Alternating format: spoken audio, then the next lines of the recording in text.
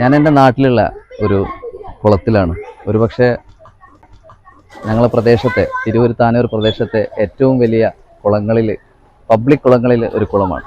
ചരിത്രപരമായി വളരെയധികമുള്ള ഒരു കുളം കൂടിയാണ്. കാരണം മഹല്ല് ചരിത്ര ക്രോഡീകരണവുമായി ബന്ധപ്പെട്ട് വർഷങ്ങൾക്ക് മുന്നേ മർഹൂം വടക്കനീടത്ത് ബാഹുവാജിയുമായി ബന്ധപ്പെട്ട് കൈതക്കുളത്തിൻ്റെ കാര്യം ഒന്ന് സംസാരിച്ചപ്പോൾ, അതിൻ്റെ ചരിത്രങ്ങളൊക്കെ സംസാരിച്ചപ്പോൾ അദ്ദേഹം എന്നോട് പറഞ്ഞതാണ്, സ്വാതന്ത്ര്യ സമരവുമായി ബന്ധപ്പെട്ട് ബ്രിട്ടീഷുകാർ അവരുടെ കുതിരകളെ കഴുകാൻ ഉപയോഗിച്ചിരുന്ന പ്രധാനപ്പെട്ട കുളമാണ് കൈതക്കുളം എന്ന്. അമീബിക് മസ്തിഷ്ക ജ്വരം വളരെ നമ്മൾ സൂക്ഷിക്കേണ്ട ഒരു രോഗമാണ്.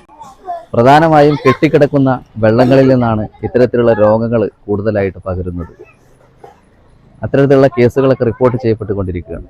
അതുകൊണ്ട് തന്നെ കെട്ടിക്കിടക്കാത്ത നല്ല ശുദ്ധജലങ്ങളിൽ മാത്രം നമ്മൾ കുളിക്കുക. നമ്മളെ കുട്ടികളെയും അതുപോലെ തന്നെ വെക്കേഷൻ്റെ സീസണൊക്കെ ആയതുകൊണ്ട് പറഞ്ഞയക്കുമ്പോൾ നമ്മൾ നല്ല കുളങ്ങളിലേക്ക്, ഒഴുക്കുള്ള കുളങ്ങളിലേക്ക് നമ്മളവരെ കുളിക്കാൻ പറഞ്ഞയക്കുക. അല്ലാതെ കെട്ടിക്കിടക്കുന്ന കുളങ്ങളിൽ പോയി കുളിച്ചു കഴിഞ്ഞാൽ ഒരു പക്ഷേ പല രോഗങ്ങൾക്കും ഈ ഒരു സമയത്ത് അത് കാരണമാകും.